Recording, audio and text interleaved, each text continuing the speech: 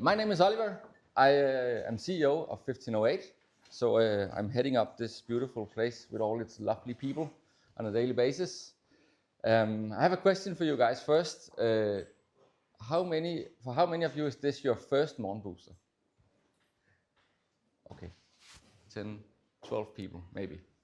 So this Morgenbooster is a bit different than the other ones because normally we deep dive into a certain topic, but this Morgenbooster is actually a medley of the full season.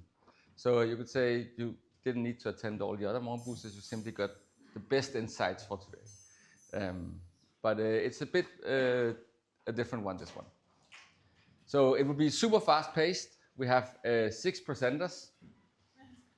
I just realized we only have 1 woman and she doesn't even work here, which is super awkward because we're actually more women than we are men at 1508. So we will definitely change that for next time. Yeah.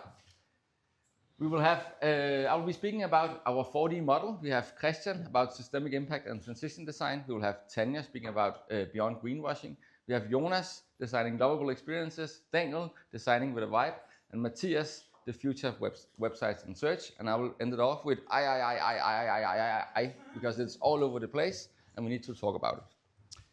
So let me jump into this. And for the ones that doesn't know 1508 so good, we still do 3 different things. We do lovable brands, we do digital experiences, and we do transitions that are for organizations and societal change. So those are the 3 things that we do. But we don't have time to even have this finishing off, almost. I will jump right into it and explain a bit about our 4D model. And this is how we approach design today. So this is the different processes that we have when we get a new task or a new problem. So first, jumping into experience design. This is actually what we have been doing for the past 25 years, I would say. This is how we design brands and experiences. And this model that we created, this is not something that are completely reinventing the wheel. We simply just took the best of a double diamond thing, of the designer's craft, and then agile ways of working, and then we put it into this model. So we always start a process with thinking and emphasizing and defining what is the problem really. Then we conceptualize stuff, we prototype it, we test it with real users. And when we know that there's actually value created somewhere, we will go and build the thing. So we didn't reinvent anything here, it's simply just what we have been doing for many, many years. It's our deep craft. Sometimes we hear these sentences, design thinking is dead, design is dead, UX is dead. And we actually disagree with this in many ways because it's the core foundation of everything that we do. But something has changed lately, and especially for the past 8, 9, 10 months, I would say, the context has changed a bit. So AI, a lot of insourcing, everyone becoming a designer inside the organizations. But the biggest part of being a designer is the ability to do critical thinking, reflect on a problem, deep dive into it, design with intention, and all these skills are way more valued than they ever are. So this calls for sticking deep to your deep craft as a designer. So it's still all about empathy, asking why, tangibility. This is the core competencies of a designer, and they should be more used than ever. This is how we see it right now. So we are still very, very happy for this model. It has existed for a long time. We call it proof by design. And this is one of our core processes when we design. Then we have the next one coming up, which is business design. So at some point we realized that we couldn't only have empathy for the end user. We also needed to kind of prove that whatever we design actually has business value to it. So this was when we came up with the business design framework. And the business design framework actually addresses what we do always. We always look at a user situation, and it could be a user journey. Then we see what is the aspiration for this user journey? Where do we actually want to take the users in the end?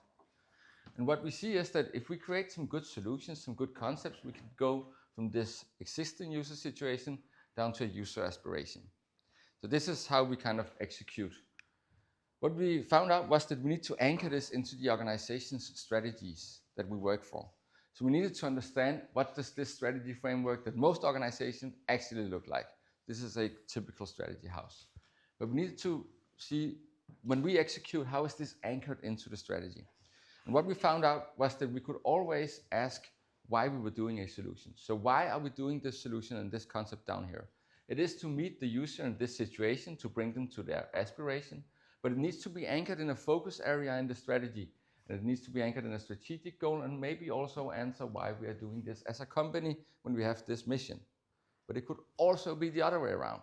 So if we started out with the strategy and say, if we have this mission, how can we actually execute on this by doing this strategic goal in this focus area and bring this solution to the market? So we could actually anchor whatever we built inside the organizations into their strategies. Another thing that this came with was our hypothesis framework. So we needed to prove that whatever we bring to the market actually has value. So we work with this KPI framework within our hypotheses. So when we do something, we need to enhance the user experience. And with an enhanced user experience, we need to change the behavior of our clients, of our customers' clients. And we need to see how this change in behavior actually brings business value, brings an impact. So we can also say, as a business, we have this KPI. What change in behavior with our clients do we need to see? And what enhanced user experience do we need to put in the hands of the users then? So this is how we work with our business design framework. We actually also built a tool for this that we use online, where we can input all the strategies that we get from our clients, or maybe help them to build as well. And then we put in, this is an example from Lego. It's actually a real strategy, but it exists: digital excellence, sustainability, innovation, growth, and cost cutting, which is most strategies out there. Then we can unfold our strategic goals. We can go into what are the focus areas within the strategic goals of the company. And then we can unfold it in here, and then we can look at what user problems do we have inside these focus areas. Then we can show the initiatives that we have if we are to meet the user at this stage and go down to their aspiration. We can also pick up all the documentation we have from surveys, from interviews and so forth, and put it into this tool. We can unfold the concept and initiatives that we are working on.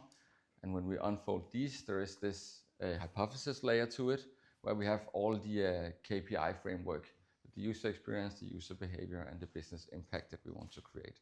So this is how we follow along when we do different products inside companies.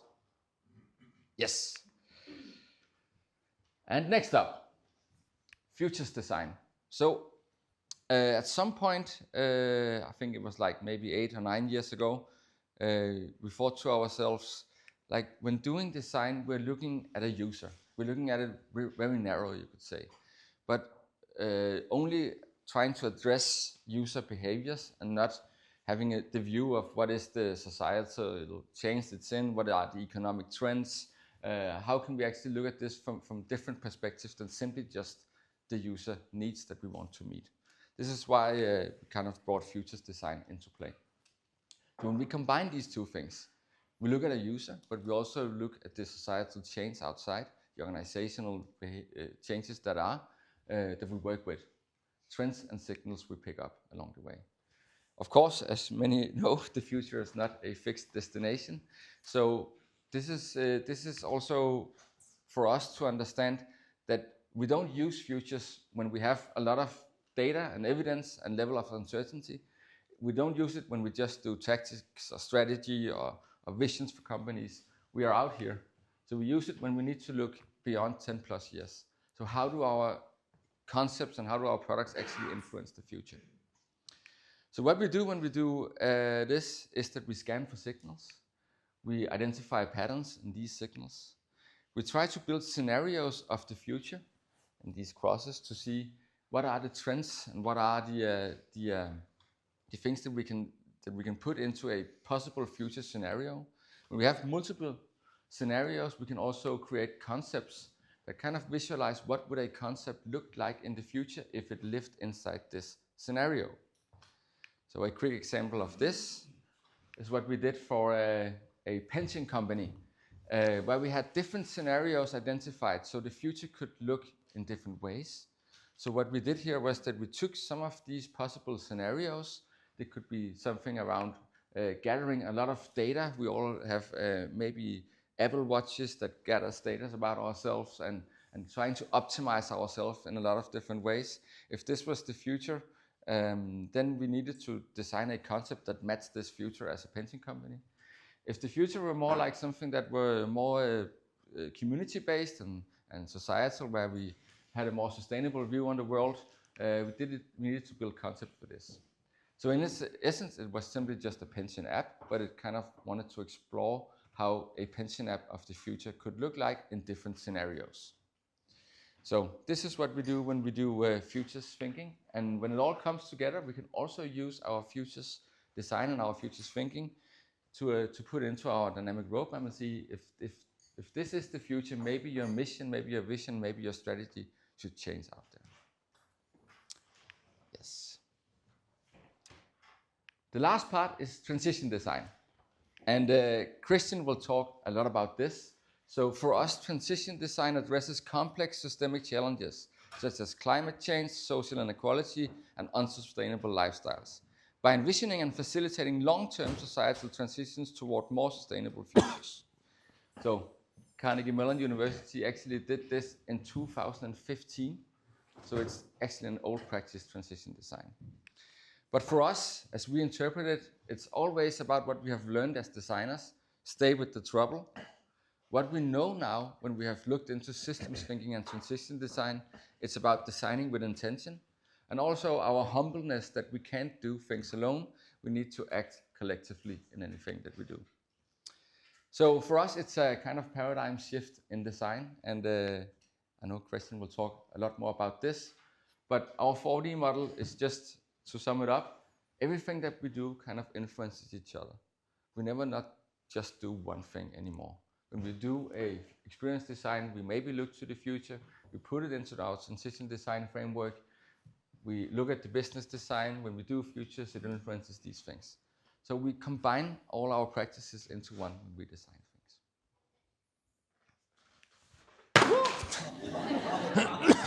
So dramatic. Yeah. Thank you, Oliver. I'll pick up right where you left off, because back in January, I did a Morgenbooster titled Designing for Systemic Impact. January feels like forever ago already. But what I did here was that I unfolded the framework we see here at the bottom right quadrant that kind of explains how we, practically speaking, work with transition design through our projects. And yes, I have to agree with Oliver. Of course, all of our frameworks and practices are intertwined. But sometimes to explain something like this is also easier to just say, so where do we start?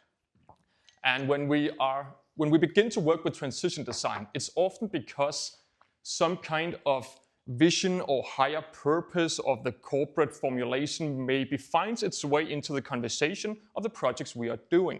It might be through the initial conversations we have with a new client. It might be a project kickoff where we ask ourselves the questions, so why are we doing this? Like in the long term, like why are we here? What are we trying to achieve? And usually the conversation unfolds around explaining these long-term visions of alternative realities that we as a company want to contribute to or want to live in. It might be in relation to create more equality, more sustainable societies, or what have you. We are not poor on finding formulations like this. And yes, we are also in there somewhere. All of these are actually authentic. But it's also very easy to just leave it there. It's a nice place. It's all very positive futures and alternative realities. And a few years ago, we were also to blame for just leaving it there and be on with our project, get on with our days and our day-to-day lives. But what this framework here helps us do is actually confront ourselves with the question of why is this not the world we already live in today? Because every time we explain something like this of our grand futures, there is this kind of inherent criticism of everything we see today. But what is it that we are criticizing? Do we really mean the whole world when we are talking about every child or every adult, for instance? Do we criticize people or institutions or societal structures? What do we really mean when we're talking about these visions of the futures? Now we are beginning to look at the status quo. We are pulling the future into the present. We're trying to understand, when we're talking about this vision, what does that tell us about the present? We're talking about the status quo through the lenses of our future vision. And what we can begin to do here through this type of analysis is that maybe we can synthesize some kind of key variable that is represented in the future world that we are describing. It could be future generation well-being. We want to create well-being for future generations who might not be born yet. It's very abstract, but can we turn that into some kind of variable that we can look at in the present, in the status quo, that can either go up or down? And now we're trying to understand, so what actually influences this? It's difficult to go down to the specific people and their situation to understand this. We need a more holistic perspective on this. So what we do now is we begin to look at the structures of society. We try to factor in all of the different institutions, the way we make laws, the mental models that drive our own interpretation of the world around us. What is actually creating well-being for future generations? And we want to take this mapping approach because what we're really looking for here is how can we actually impact something in the system today that will influence the pathway towards the vision we have of the future. So we are looking for the where in this mapping exercise of the status quo. And we're looking for where something needs to happen for us to achieve systemic impact, for us to achieve something that loosens up the tension of the status quo and make ways for the path towards the vision future. So we're looking for these focus areas where we believe we have some sort of influence or where we can make an impact. And at this point, we might be a bit biased in terms of looking at ourselves and saying, where do we have influence? And letting that guide the focus areas we define here. But ideally, we shouldn't ask, where do we have influence? What we're really trying to ask here is, what's required for the system to change? So there might be plenty of other focus areas here that we see need to be influenced for the system to change that we might have zero or very little leverage over. So that's coming back to Oliver's point as well. Sometimes complex challenges like this can't be owned by a single entity or company or person. So in doing this analysis, we can kind of build this pathway from the status quo to the vision. So the vision might be a world where we have intergenerational solidarity, but we see that the status quo of the current system is that we live in a short-term growth paradigm. And all of these focus areas will now represent our theory of change. It's the where in the system and the what. What needs to happen where in the system for something to change, for this pathway to move forward. So we have the where and the what, leaving us with the how. And each of these focus areas can then be unfolded as their own problem spaces and hypotheses. And now we're moving very close to home, to our design practice in general. Now we have sort of a problem scope. Like in this focus area, what is specifically working against what we're trying to achieve here? If we're able to achieve that, what would that look like in the short term and in the long term? And what kind of questions do we need to answer to achieve this impact? So now things looking very much like a standard way of problem solving, and we have our how might we questions that open up an opportunity space. But instead of talking about specific people that we empathize with in specific situations, we're talking about how we can achieve this impact on a systemic level. But from here on out, the process is very much familiar to what we have been doing for the past 25 years. There's a semantic difference in that we are talking about initiatives and solutions as interventions to sort of remind ourselves that we are doing this not just to solve something for people in a specific situation, but we are actually trying to make an impact that moves this transition from the status quo towards the future forward. So we can use this framework here to remind ourselves how we are actually have an anchor in our idea about transitions, how we have an idea about the theory of change moving towards the vision that we might talk a lot about, but find it hard to actually work with through our everyday projects. So using this, we kind of have a launch pad for working with initiatives and solutions that not only influence people on a day-to-day basis, but actually have an anchor in our grander theory of things. And staying on the topic of grand scheme world issues, I'll hand this over to our good friend, Tanja. All right, thank you so much.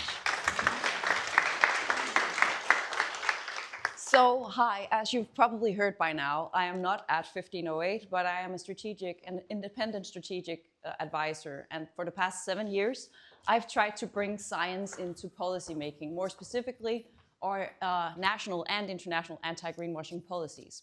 Because what I've found is that currently we have illiterate governance, and it's both in politics, but it's definitely also in organizations.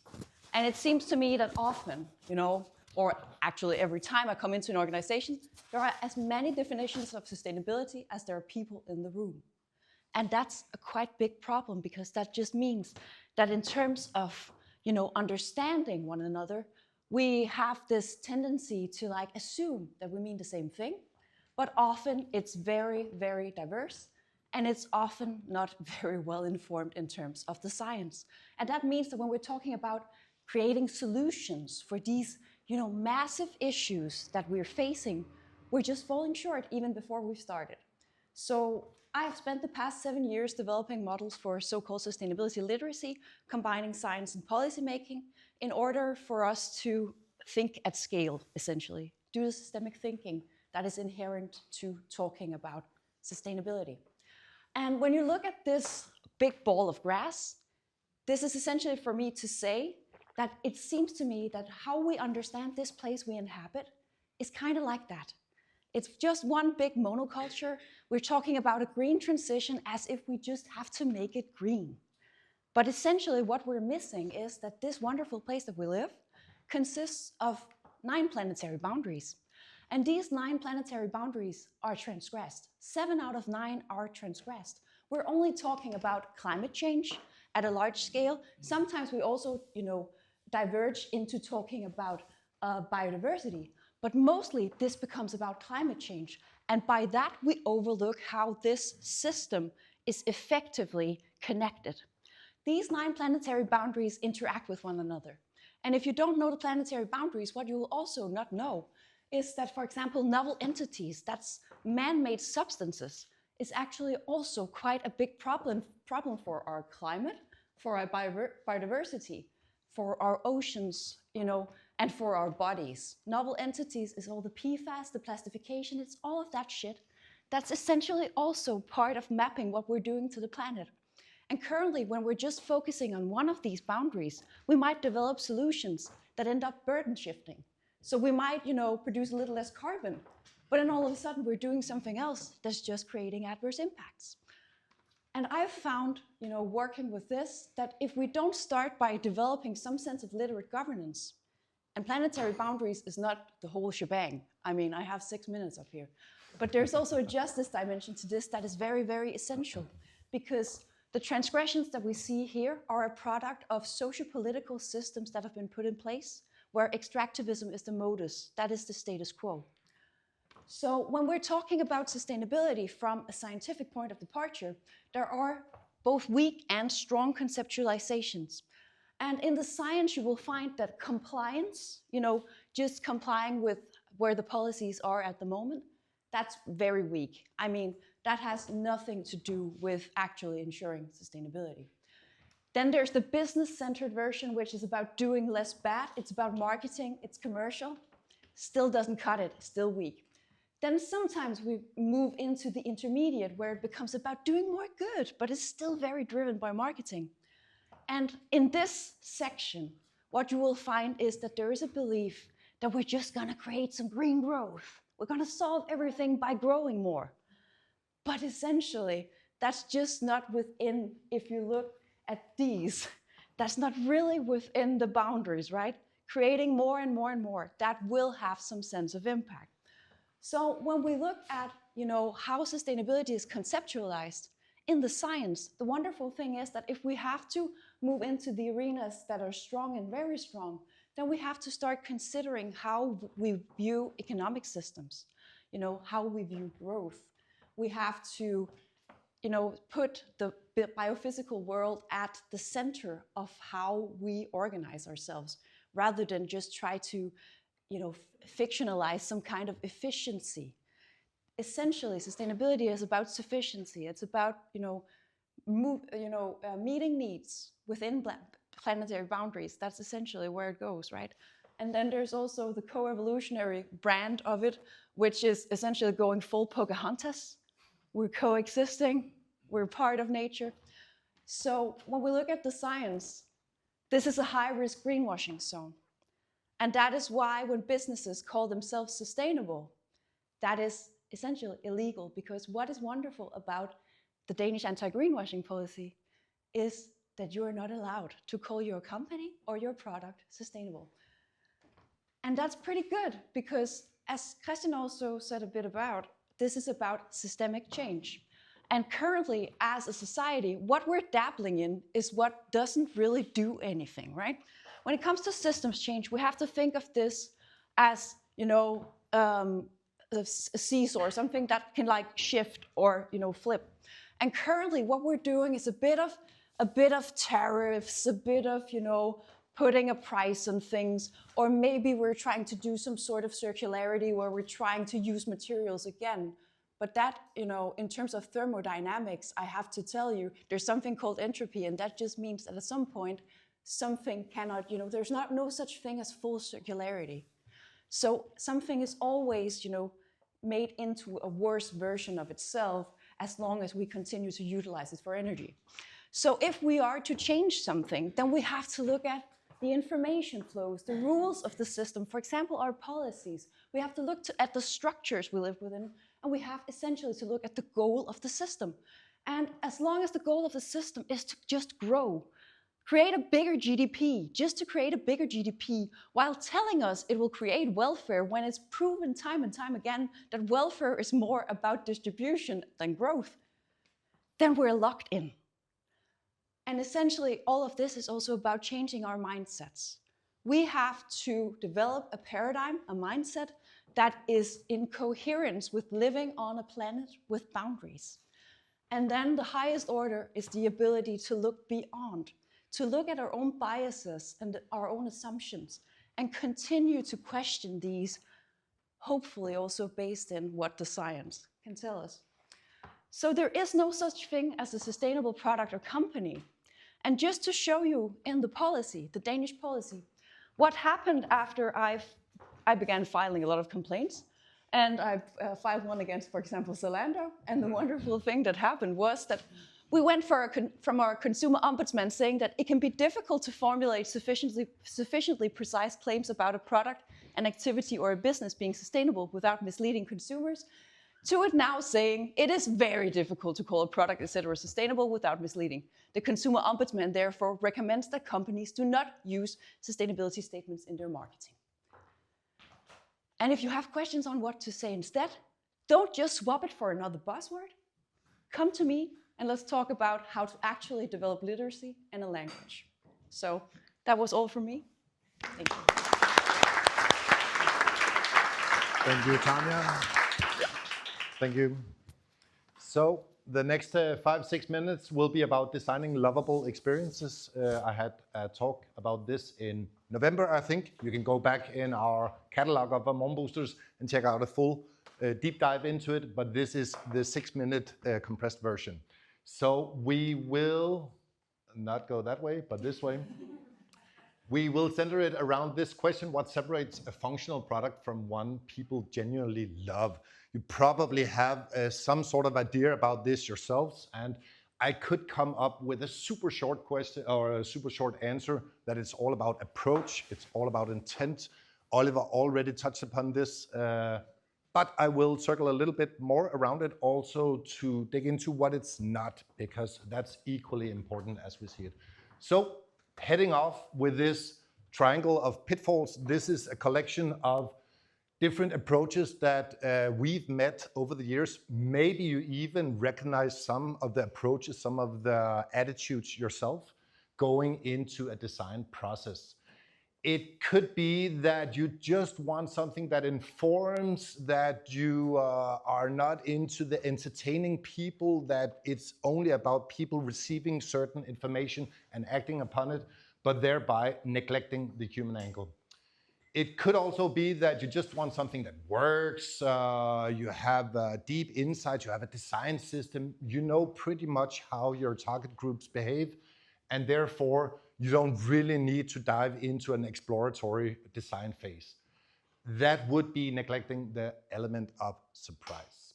Lastly, and this is also on behalf of ourselves as designers, we just want something cool. We just want to dive into this trend or technology or whatever, and do something fun and all, but this is obviously neglecting substance. So I hope that you recognize that this is approaches, this is attitudes both on behalf of designers, but also clients. So we can definitely learn something from this, but we have formulated our approach to design processes, and it goes a little bit something like this. So starting off with what we need. Quelle surprise, we actually need something that works. That's why we also base all our solutions on deep insight phases. We have UXs, we have designers who are actually working with and are experts of what actually works, how, what makes people tick, and so on and so forth.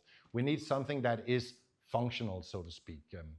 But if it's purely functional, that could be ideal if there wasn't any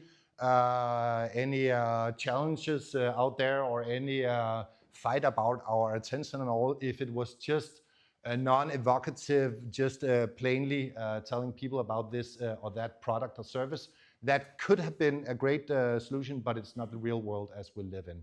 So moving on to what we actually want as individuals, what makes us react, but also from a branding design perspective, it's a lot more focused on something that differentiates us from the next, something that surprises us, as we already talked about, with not just designing for what we already know about our target audience. So you might know this notion of popsicle moments. It's based on a hotel in LA called Magic Castle Hotel, which is apparently, I haven't been there, but apparently pretty basic. It looks kind of nice, but nothing out of the ordinary. But they have this service where you can call a popsicle hotline, and for free, a couple of minutes later, a waiter comes down, white gloves and all, with a free popsicle of your choice. And this is obviously something that comes extra, something that surprises, something that creates delight and is worth telling friends and family or whatever the world about afterwards. So this notion of doing something memorable is super important. It also touches upon our need for delightful, surprising elements in marketing, in experiences. And this has sort of been the gold standard in making digital products, making something that sticks, making something that differentiates and makes us remember this product. And whereas it's still true, it still rings true, it also feels sort of not enough. And this is all about the intent, all about the world that we live in. It seems that we're all striving for something else, something deeper, more profound. Good Tanja touched upon the world that we live in and all the challenges that we're facing, and it's definitely connected to this. So for this reason, all our design processes will focus on creating something that is in relation to and rings true when you connect it to the surrounding world around us. It's not merely enough to be rememberable or memorable, but we want to make something that combines both the foundation, the functionality, the sense of differentiating yourself from others, but also building a layer on top of that. So this is from current work we're doing for a law firm that are market leaders within the construction sector. It's not out yet, but it will come. And what we focused on here is doing also something that refers to construction with building blocks and so on, but also encompass the story of diligence, about making something that you put super much effort into, and also creating these, they're very much into creating new spaces for collaboration. And we want to sort of show this from the square that is ever changing and comes in different forms and all. So for us, this had to be something that is not merely beautiful or memorable, but rings true and comes very, very close to the core of this company's main narrative, so to speak. So summing up, when we do stuff like this is not merely something that that is a gimmick or something that we contrive because it makes them look different from other law firms. It is to somehow transcend the levels of both functionality and memorable to become something lovable. So, hereby, on to you, my good friend.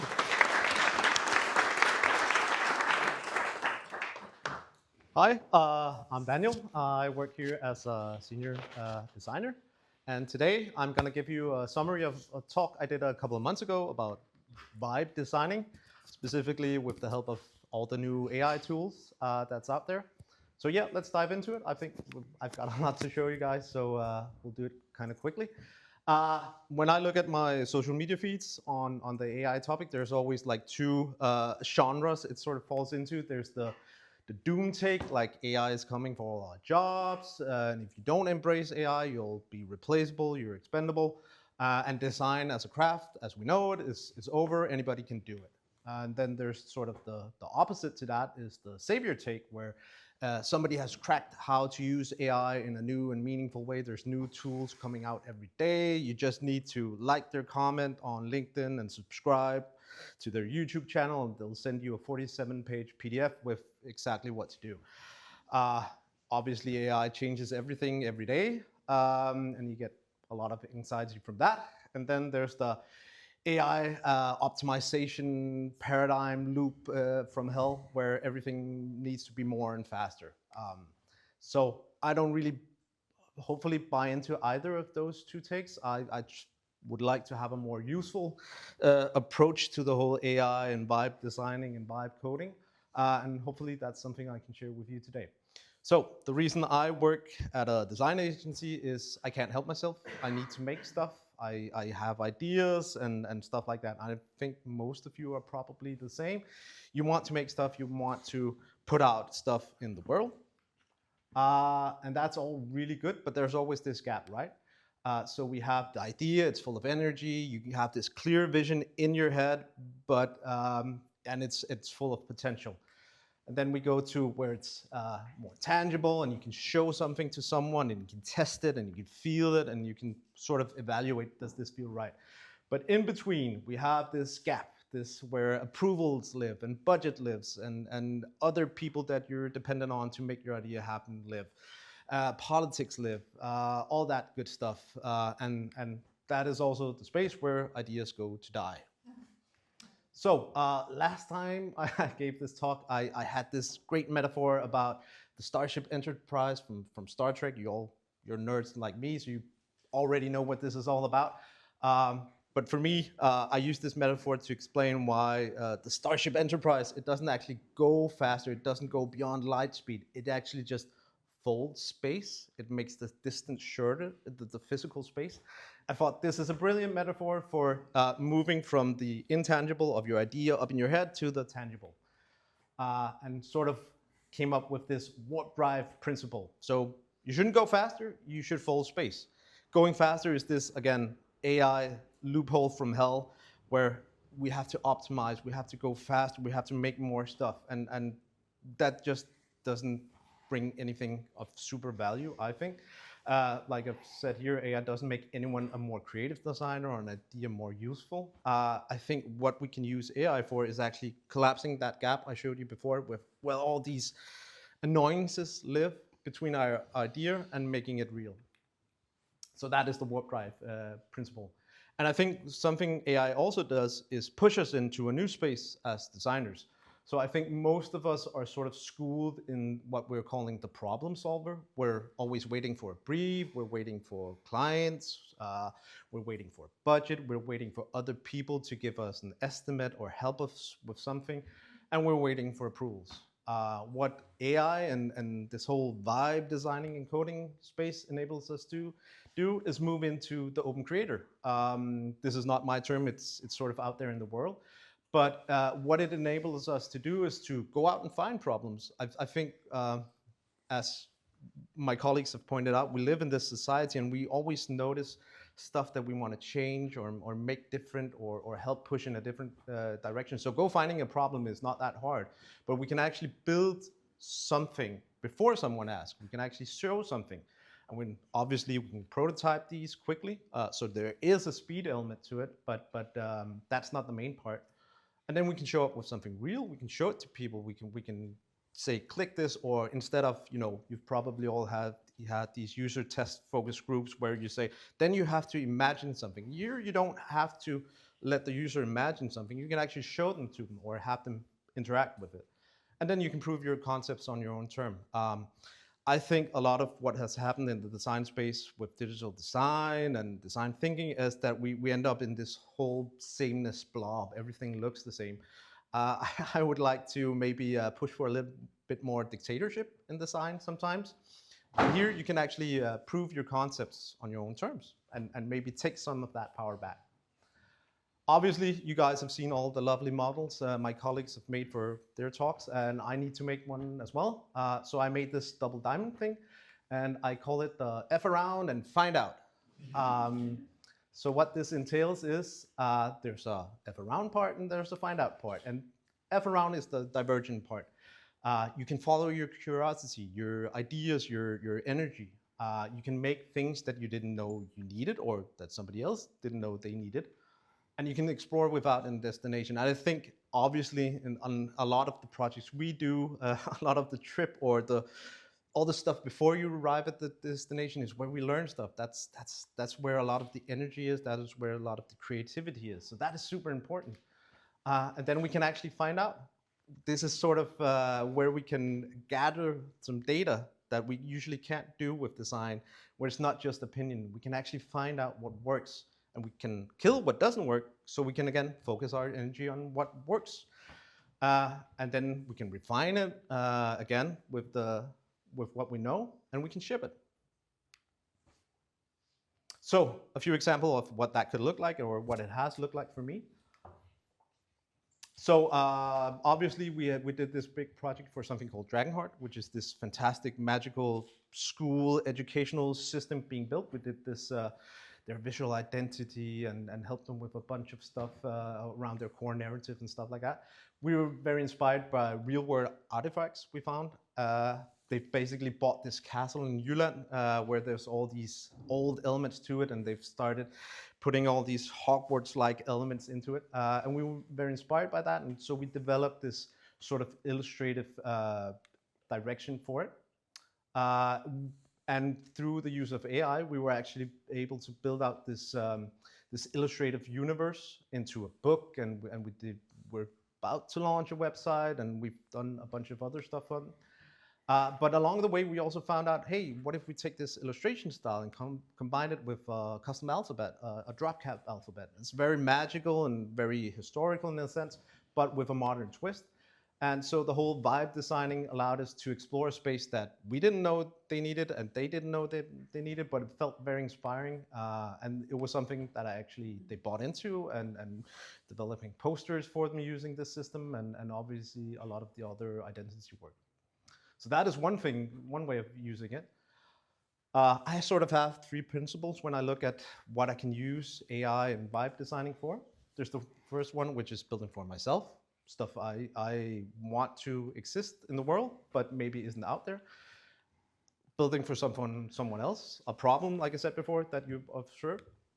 Or it could be building for your dreams. Maybe you've got this idea that's been living in the back of your head, like I have for 15 years, and maybe it's time to actually do something about it. So building for yourself could look a bit something like this. I'm always scared about the blank page when I start a new design project, like what typography, colors, type systems, grids and stuff. So I built this little type tester tool for myself and keep expanding on it with grids and stuff like that. So that is one thing you could do with it. This is my kit. We're really fond of the sunflower key hanger or hanger. It has this information and stuff on it when we're out and about. But it's really a problem when you're a 7-year-old kid that just wants around and run around and climb trees and play football and having this hanger on. So I have this idea. I want to build a bracelet for him where people can just use their phone to scan it, and it comes up with like the basic information about him and us and his parents and stuff like that. So I built this little both test sort of site where you can make a user for. Is it not playing?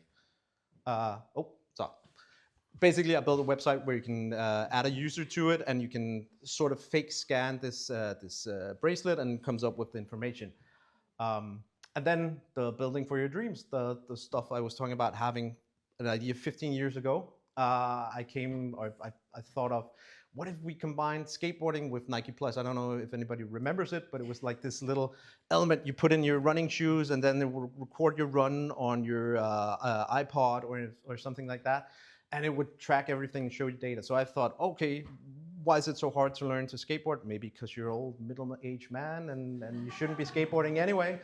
But what if you combine these two things? So you could put sensors on your skateboard, and it can relay it to your phone, and it can show you, oh, you need to jump higher, you need to rotate faster, stuff like that, or maybe suggest new tricks you should start off instead of falling off your skateboard as a middle-aged man all the time. So I built this little app proof of concept in I think under a day. So it sort of mimics putting sensors on your skateboard, and you can record your sessions and what type of trick you're trying to land.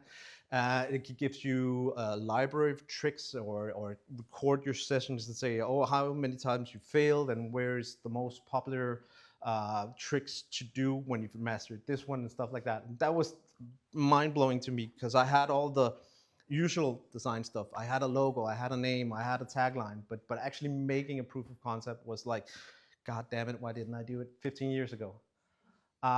So I would just like to leave you with this one thing. I talked about it in the start, that there's a lot of doom and gloom about AI coming to take all our jobs as designers, and I think the opposite is true. I think as designers, you've developed the sensibility and your taste and your aesthetics to influence every other field, but now you've got somebody to help you with that field. Maybe you want to make the new, I don't know, a Strava version of an economy app. You don't need to know anything about economy now. You don't need, you can just, but you know how to make a good experience for that. Or it could be something completely different. You've probably already got better ideas. So to say, designers aren't cook, we can actually become the cooks now. And I think I'll hand it off to Mathias.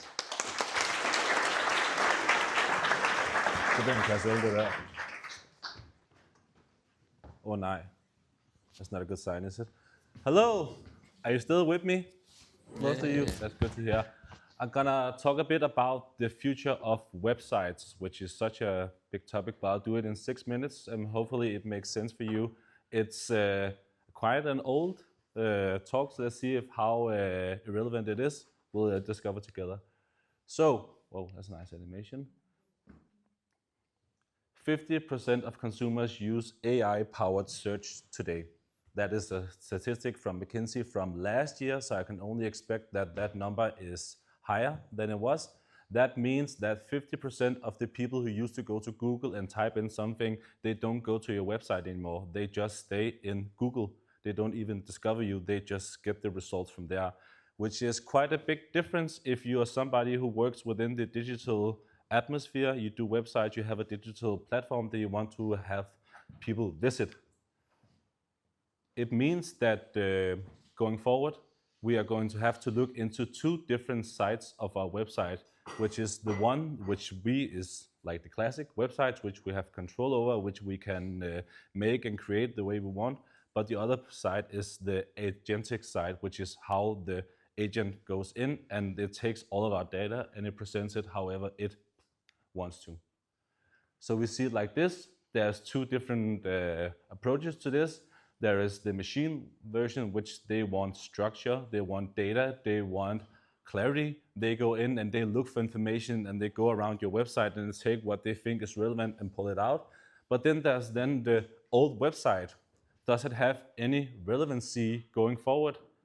I would hope so, what we see here is that is actually a potential for elevating that experience and making it even more unique, because now you have these two different things of the people who want to go in and get some quick clarification on whether it be your union and your different questions about that or whatever it is. They can get that quickly from the chat or whatever it is. But if they actually go into your webpage or go into your app or whatever it is, what is the experience that is extraordinary and unique that you can't get from the agent? This also means that there is a loss of control of how we are portrayed. This is if you go into ChatGPT and you type in transition design, which Kristian talked about, then we are presented as quoted a couple of times, but we also presented with some different models, which is not ours, and we don't know which context we are within. And do people know that this is not us, and can they actually like differentiate between different things? It is super difficult to know, and that's just it's really interesting to see how that's going to be for users going forward, that they can really tell what is what and what is different information that they get and who is the owner of it, because maybe that's true. I don't know. I'm not gonna like go in and check it necessarily. Compared to how we portray ourselves, which is our website, visionate.dk, where we actually get the experience of like showing our brand, showing our personality, having this control over how we want to perceive, how we want to tell our story. And these two different things are so opposite to each other. So how can we actually navigate within this? You can kind of see it as a highway and a scenic route, Margrethe-rute, which we have in Denmark, which is like, if you see this sign, go for it. It's super nice, very beautiful sights. You have the highway, which is paved with simplicity and automation and personalization. So this is where we want to give the user something very simple and very easy. We often talk about sometimes in here that when users have to go in and do a task or a job, it's like finding a needle in a haystack, because like there's so many things, and I just want to go in and order a new passport. When I go into board.dk, there's 9,000 buttons and clicks and stuff that I have to like go through. So with this new agentic experience, we can actually give people what they want on a silver platter much easier, and they just have to go in, do the exact thing they want to do, and then it can go out again. Very nice. Oi, nice. Look at this road, super nice, huh? What like Jonas said, what we want to then have our scenic route to be is branded. We want it to be unique. We want it to be something that stands out, that's memorable, whether it's this funny little flower that you can interact with on our page, or whatever is like the brick that Lærke had drawn. Is something where we can see, okay, this is something that is unique. This is not something that it looks like everything else. We want it to be sustainable. I'm too afraid to say something, Tanja, right now. But like a lot of brands and corporations have sustainable within their strategy, within this. And of course, we also want this elevated experience to be authentic towards the sustainable goals or dimensions you have made up. And there's a lot of things, of course, in how you can be sustainable, at least be authentic about it, like not saying you're green or all these different things, but also maybe not pushing people into behavior that is not so green.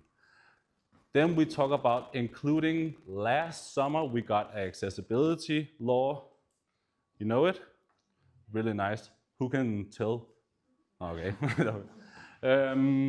Which is, of course, also super important to make sure that our elevated owned experience is living up to accessibility, but also that is beyond accessible, also inclusive. So we want to actually talk to the real people who are going to have this experience. So if we're working with women in menopause, we want to talk to actual women in menopause. We don't want to talk to an old doctor who doesn't know anything about the actual experience.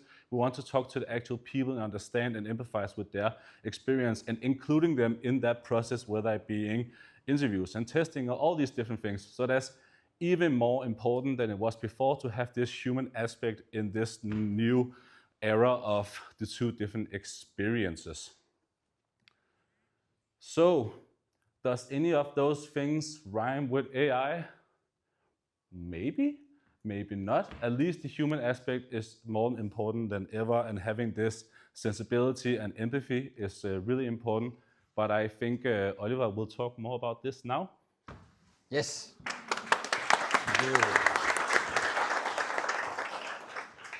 5 minutes. AI. How do you actually feel about AI this morning? Just think of it.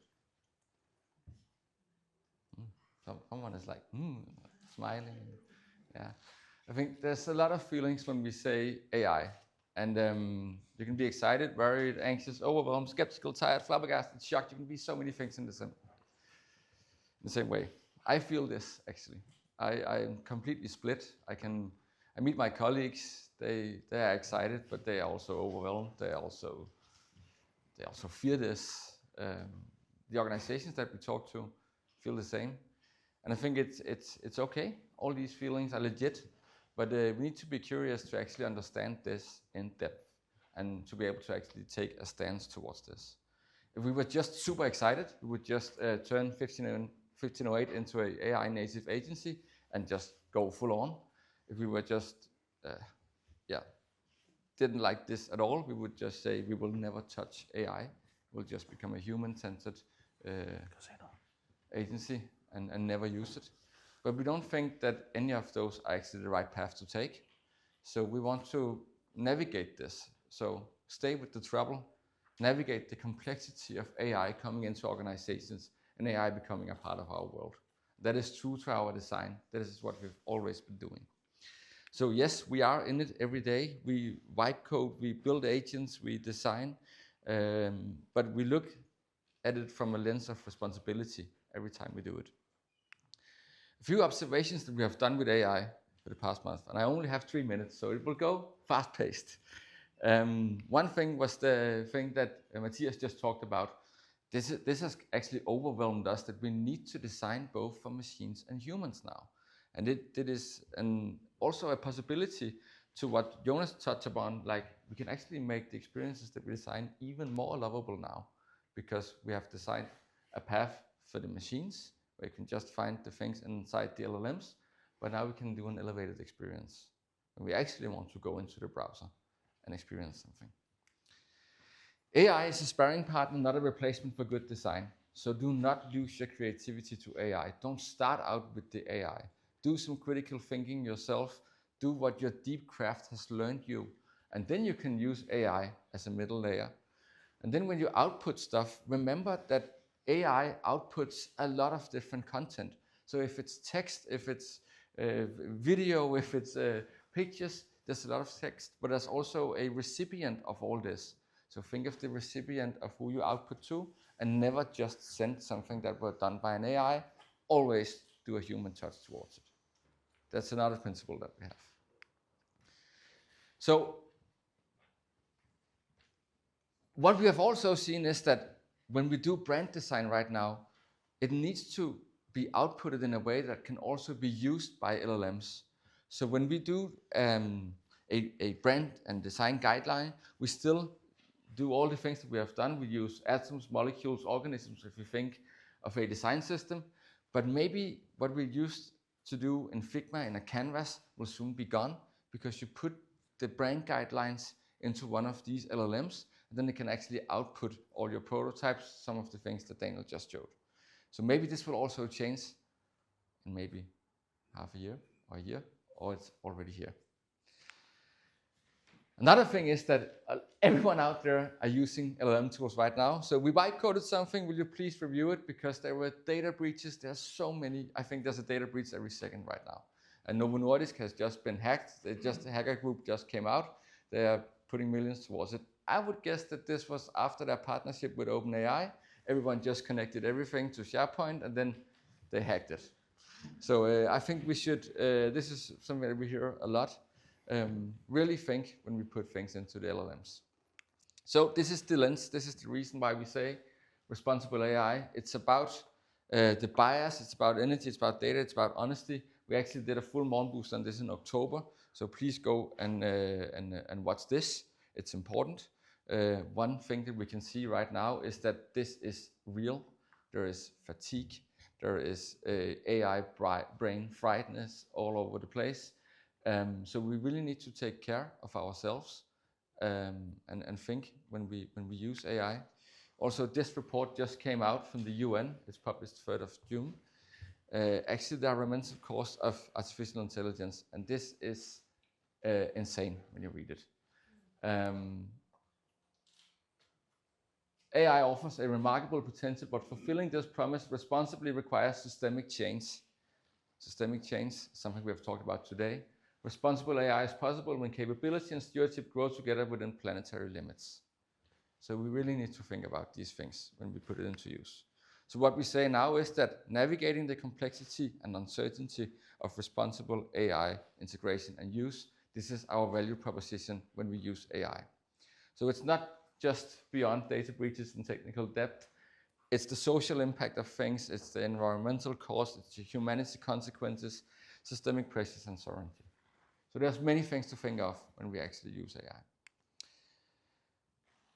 We've added AI to our value proposition as well, and we try to navigate this by both thinking of it as that we need to integrate tools, we need to train people to use it in the right way, we need to have a strategy when we use it, we need to have an operating model, and we need to use it responsibly. So we have actually created some different services within this. And to understand this in depth, we have also become a partner of Anthropic. So we understand what is going on the inside of Claude and Anthropic when we're actually using these tools. So reach out if you want to hear more about these things. And next Morgenbooster season coming up, we have dates for it. It will be online within this week. There will be a lot about AI, looking at it through a responsibility lens. Thank you for today.